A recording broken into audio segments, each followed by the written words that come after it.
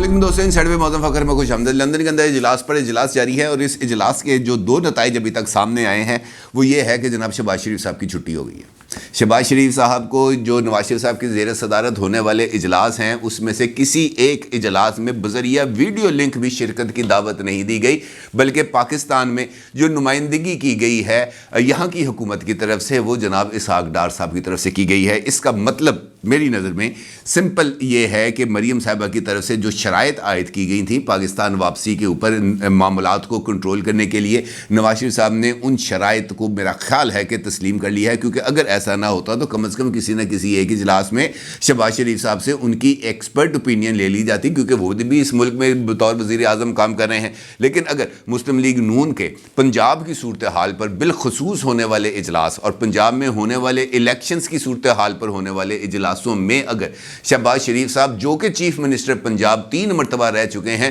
ان کو مدعو نہ کیا جائے تو اس کا مطلب یہ ہے جناب کہ انکلز کی چھٹی ہونے والی ہے، اور انکلز کی چھٹی کے لیے جو پارٹی کے اندر بابوں کی صفائی کی مہم چلائی جانی تھی یہ اسی کی طرف اشارہ ہے، کیونکہ اگر ایسا نہ ہوتا تو پھر سچویشن ذرا تھوڑی سی مختلف ہوتی۔ اب اگر ہم دیکھیں سچویشن تو وہ ہمارے سامنے ذرا کلیئرٹی کے ساتھ اس وجہ سے سامنے آتی ہے کہ رانا ثناء اللہ صاحب نے کل جو اجلاس ہوئے ہیں، بلکہ ان کا یہ بھی کہنا ہے کہ ابھی یہ اجلاسوں کا سلسلہ جاری رہے گا اور ان اجلاسوں کے اندر ہو سکتا ہے کہ پاکستان سے کچھ مزید لوگ بھی شرکت کریں، تو اس کا مطلب یہ ہے کہ ان اجلاسوں کے اندر کچھ امپورٹنٹ چیزیں طے کی جا رہی ہیں۔ اور اگر ہم دیکھیں تو اس وقت جو امپورٹنٹ چیزیں ہمارے سامنے نظر آتی ہیں وہ سیاسی صورتحال کے اندر لیے جانے والے سیاسی اقدامات اور خاص طور پر مریم صاحبہ کو ایک بیانیہ تیار کر کے ان کے حوالے کرنا ہے، تاکہ وہ جیسے ہی 29 جنوری کو سپہر 4 بجے لاہور ایئرپورٹ پر لینڈ کریں، جس کا اظہار خود ان کے خامند جناب کیپٹن صفدر نے کیا ہے، تو اس کا مطلب یہ ہے کہ وہ بیانیہ جس وقت لے کر وہ لاہور ایئرپورٹ پر لینڈ کریں گی اسی وقت وہ ایک میڈیا کے ساتھ دھواں دھار قسم کا انٹریکشن کریں گی اور اس بیانیے کو لے کر چلنے کے عمل کا باضابطہ طور پر آغاز کر دیں گی۔ اور وہ بیانیہ ممکنہ طور پر کیا ہو سکتا ہے، یہ ایک امپورٹنٹ کویسچن ہے، اور اگر ہم اس سوال کا جواب تلاش کرنا چاہتے ہیں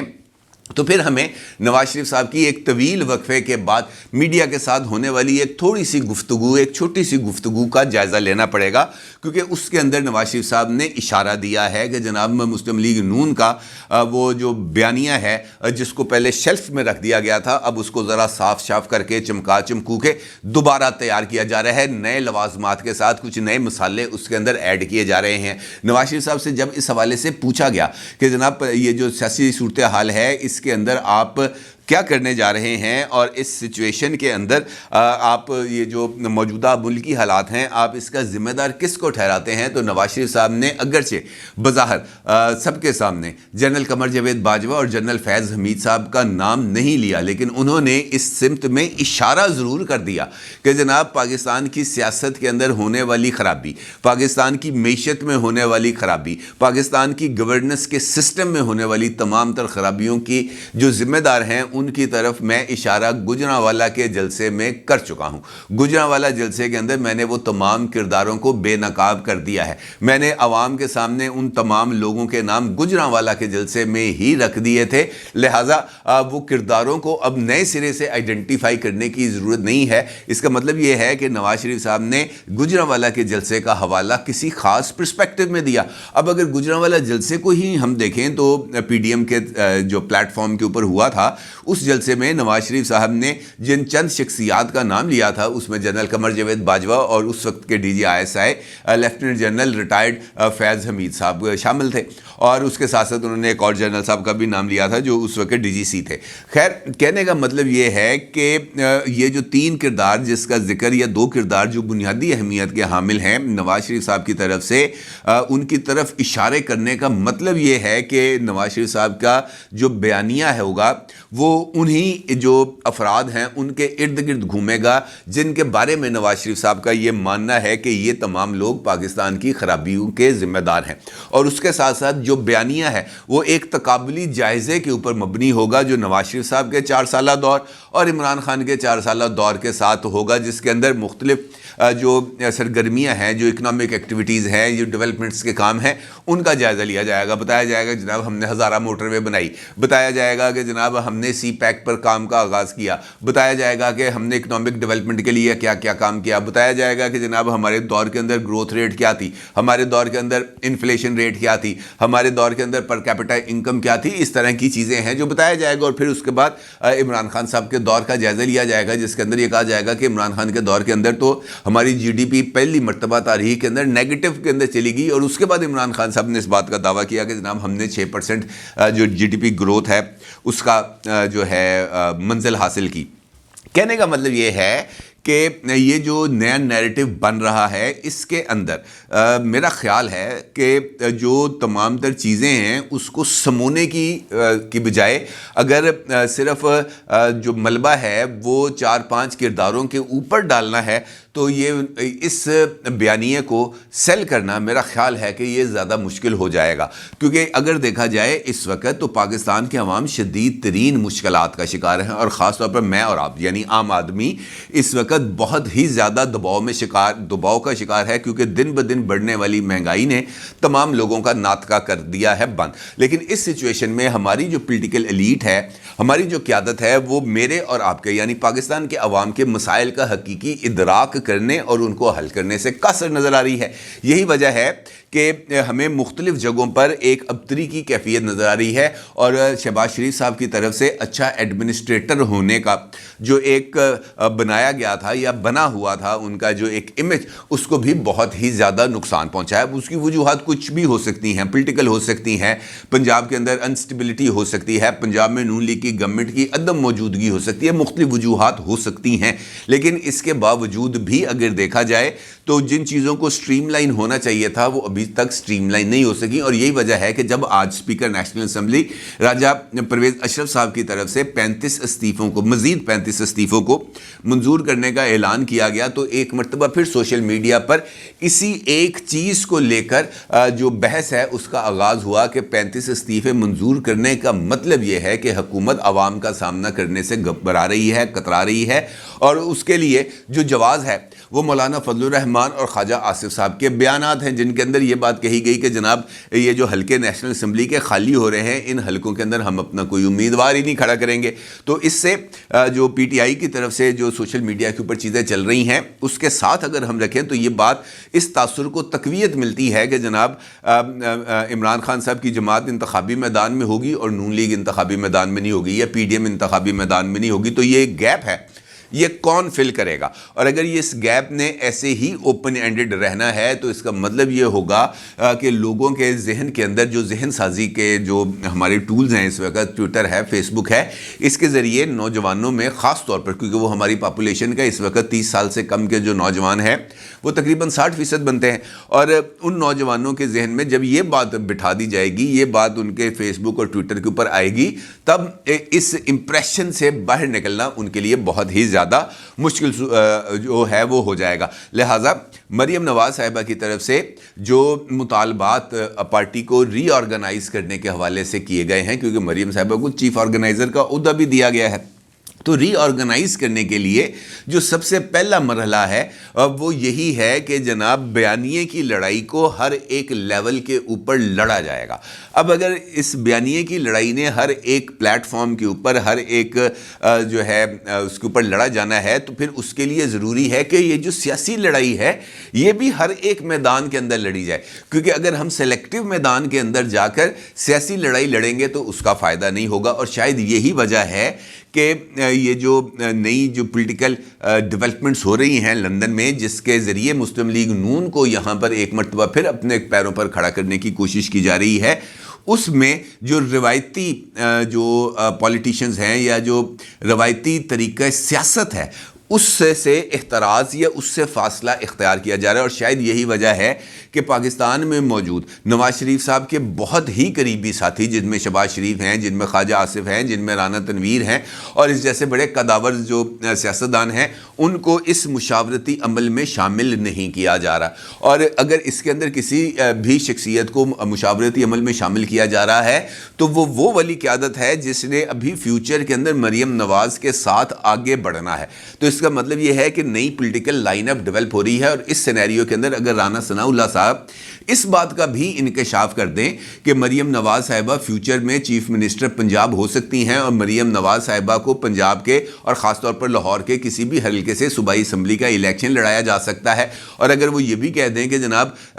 مسلم لیگ نون نے اگر پنجاب میں کامیابی حاصل کرنی ہے یا کامیابی حاصل کی تو اس کے نتیجے میں مریم نواز جو ہیں وہ چیف منسٹر ہوں گی، تو یہ انفیکٹ میری 5 جنوری کی دی جانے والی خبر کی ہی تصدیق ہے، جس کے اندر میں نے یہ کہا تھا کہ جناب یہ فیصلہ ہو گیا ہے، اور یہ کنوے بھی کر دیا گیا ہے شہباز شریف صاحب کو کہ پنجاب کے اندر اب مریم نواز ہی جو پالیٹکس ہے اس کو بھی لیڈ کریں گی، اور اس کے بعد اگر مسلم لیگ نون انتخابی مارکہ جیت جاتی ہے تو اس کے بعد انتظامی فرنٹ کے اوپر بھی مریم نواز ہی ہوں گی، کیونکہ مرکز کے اندر جائیں گے نواز شریف صاحب، اور اس کا اظہار بھی جو ہے وہ سامنے آیا ہے لندن اجلاسوں میں۔ اس کا مطلب یہ ہے کہ یہ جو نیا پاور شیئرنگ فارمولہ بن رہا ہے مسلم لیگ نون کے اندر، یہی اس وقت بہت سارے مسائل کی وجوہات بھی بن رہی ہے مسلم لیگ نون کے اندر، جس کا اظہار خواجہ سعد رفیق صاحب کی طرف سے برملا جو ہے سامنے آیا، جس کے اندر ان کا یہ کہنا تھا کہ یہ جو ڈائنیسٹی کی پالیٹکس ہے اس سے مجھے اختلاف ہے۔ تو اس کا مطلب یہ ہے کہ انہوں نے اس بات کی طرف اشارہ کیا کہ جناب اگر آپ نے جماعت کے اندر کوئی جماعتی عہدہ لینا ہے، یا اگر آپ نے کوئی انتظامی عہدہ لینا ہے تو آپ کے ڈی این اے میں شریف ہونا چاہیے، ادروائز آپ کو وہ عہدہ نہیں ملے گا، اور ان فیصلوں سے بھی اسی طرف